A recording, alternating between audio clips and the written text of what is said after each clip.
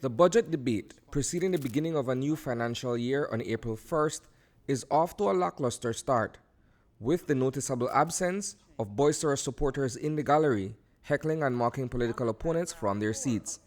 In their place is a detail of police officers keeping a watchful eye on the proceedings. It's a breath of fresh air that brings with it a sense of maturity to the arguments being put forward on both sides of the floor. Kicking off the first round of an open two-day discussion on the 2019 fiscal plan is Leader of the Opposition John Briceño. He likens the administration of the ruling party to a suffering that has caused Belizeans a great deal of pain.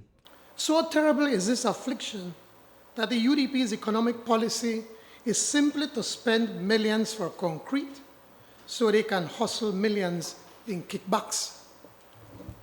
This budget then is designed solely to mislead and mask the common corrupt intent of this U.D.P government and the harsh realities that the people of this country face every day. After 40 years after independence, our national priorities should be a nation where families can prosper, where every Belizean family can have a proper roof over their heads, where all our children can go to good schools and receive relevant quality education, and where our people can live healthy lifestyles, which will see them content in their golden age. Where our social and economic programs ensure that each year we lift thousands of Belizeans out of poverty and into prosperity. As it is presented, the budget for the upcoming fiscal calendar emphasizes continued infrastructure development. That financial plan is chided as one which focuses more on physical structures, including roads, bridges, and buildings, than it does on human development and addressing the ever-increasing cost of living.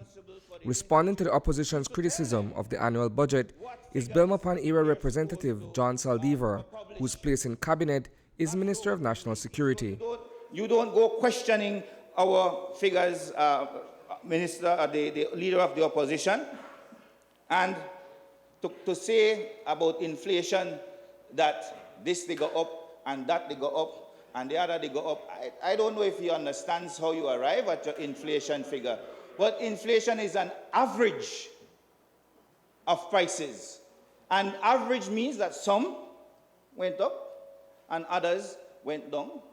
But in the general scheme of things, it was about 0.3%. So you can point to fuel going up.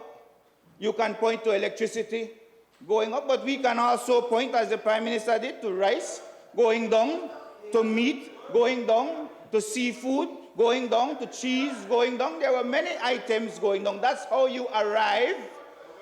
That's how you arrive at your inflation rate. So don't come here and cherry pick.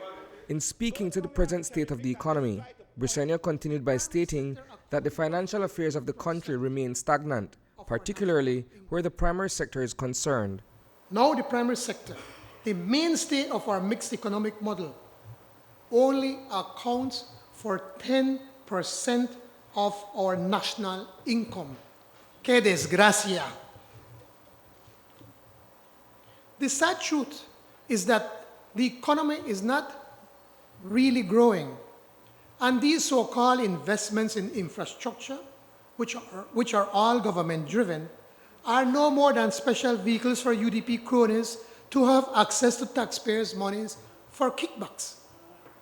10 days ago, the Prime Minister went to some lengths to try and make a comparison between PUP borrowing and PUP debt to U.D.P borrowing and U.D.P debt. That juxtaposition was met with harsh scrutiny and criticism by the People's United Party. However, it was bolstered by Saldivar, who proceeded to use the state of the oil industry as the example by which things are strikingly different.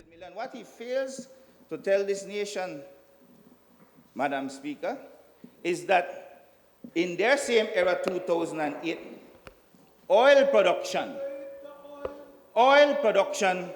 stood at over 236 million. So when he's talking about what they did back in 2007, 2008, Oil production accounted for 236 million.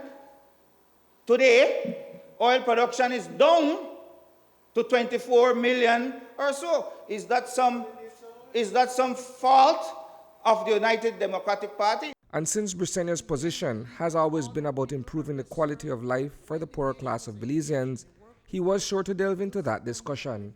We know that achieving pro-poor growth requires a lot more than what this government is doing with poverty alleviation. We believe we can build upon the pro-poor initiatives by better implementing the small pilot projects they have started. I believe we can develop a strategy that can help the pro-poor to lift themselves out of poverty.